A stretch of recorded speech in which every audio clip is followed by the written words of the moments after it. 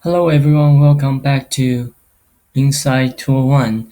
Today we are going to talk about vowels, IPN and vowels. Okay.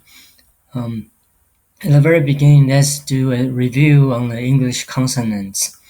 So when we try to describe a consonant, we need to talk about three stuff: voicing and place of articulation and manner of articulation. If we get these three things, then we can describe a sound. So it's the sound voiced or voiceless, where the L string is constricted, and how is the L string constricted. So let's see this the t sound in T. Um, so I forget to tell you about this. So this is a convention. When we are talking about IPA, we put the IPA symbols inside these square brackets. Okay, square brackets means IPA. So go back to this, the T sound in T. It's a voiceless sound, right? And it's the alveolar sound, okay? And it's a stop because you use your tongue tip and your alveolar ridge to stop the airflow and then you release it. So it's a stop. And now that's the V sound in veal. Okay, it's a voiced sound. It's a labiodental because you are using your upper teeth and your lower lips to do this sound. And then it's a fricative because you have a little space for the airstream to go out, and you are you, you you are hearing a hissing sound. It's a fricative. Okay, this is a review, and now let's switch to vowels. Oh, okay. So about the difference between vowels and consonants. So when the L string is constricted, we have consonants. When the L string is not constricted, then we have vowels. So we can think about what is the critical difference between vowels and consonants. Is it voicing, manner, or place? The answer is manner. Actually, you can see vowel as another value for manner. So in other words, vowel could be a type of manner. So if you have a question, what is the manner of these sounds? All of them are vowels. The answer is vowels. Okay. So vowel should be a manner of should be a type of a manner. Okay. Now let's talk about how we can describe vowels. Okay. So for vowels, we have four dimensions: the tongue height, and we have back. So imagine that our oral cavity is a space. Then we want to locate where our tongue is when we produce a vowel. Okay.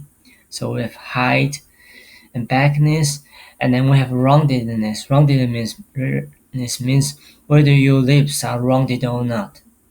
Okay. And then we have tenseness or advanced tongue root. These are just the same thing but with two different names: tenseness or ATR, advanced tongue root. Okay. Um, let's talk about tongue height first. So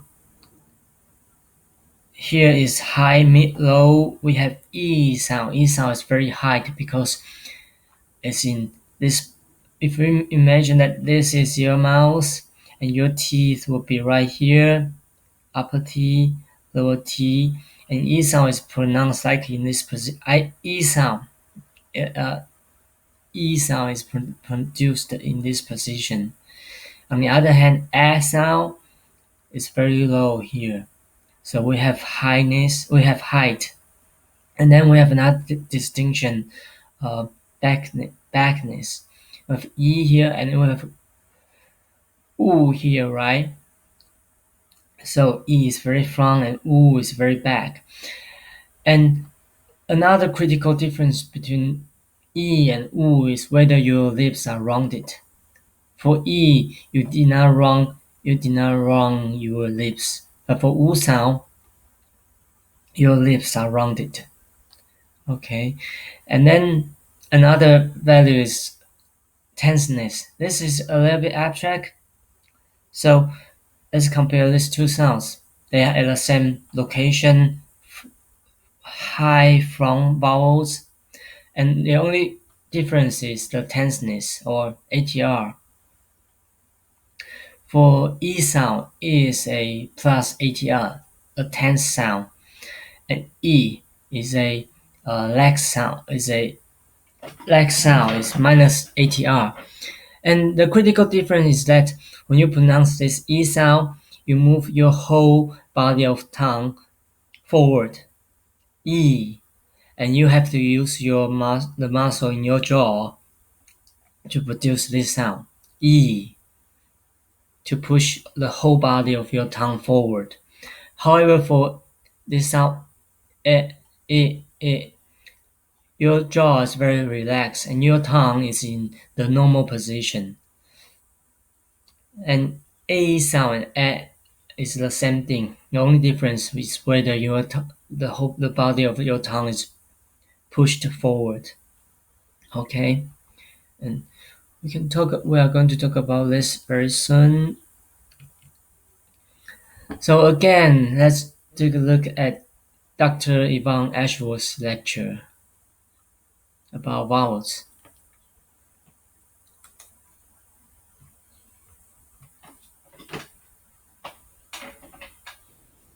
Hey everyone, thanks for joining us. Welcome. So today we'll be talking more about articulatory phonetics, which again is the study of the production of speech sounds in the vocal tract. If you haven't already, please take a few minutes to look at our other videos in this series on describing consonant sounds and navigating the International Phonetic Alphabet. In this video, we will be talking about how linguists describe vowel sounds. So just a couple of notes. First, again, like in the consonant video, we'll only be talking about the phonetics of spoken languages rather than signed languages. And we will be talking about the vowel sounds as they are used in North American English. There are two types of vowel sounds, monophthongs and diphthongs. Monophthongs involve one vowel quality, and diphthongs involve two vowel qualities. Now, when linguists are describing vowel sounds, we have to rely on a different set of criteria from what we used in describing consonants, because, remember, vowels do not involve a constriction of airflow in the vocal tract, so our tongue doesn't approach an anatomical landmark like they do with consonants. So the three criteria that linguists use when describing vowel sounds are height, backness, and roundedness. Let's talk about each of these in turn.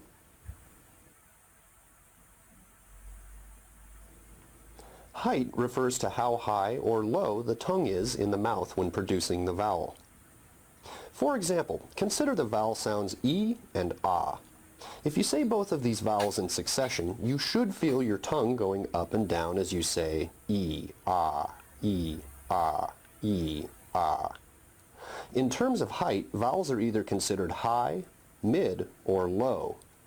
E is an example of a high vowel, and Ah is an example of a low vowel.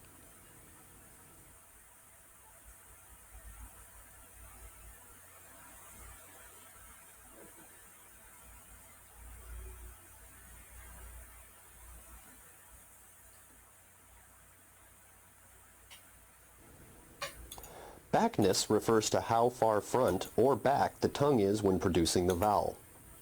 As with vowel height, this can be tricky as it takes some practice, but consider the vowels E and U. If you say these vowels in succession, you may notice that your tongue is moving forward and backward as you say E, U, E, U, E, U.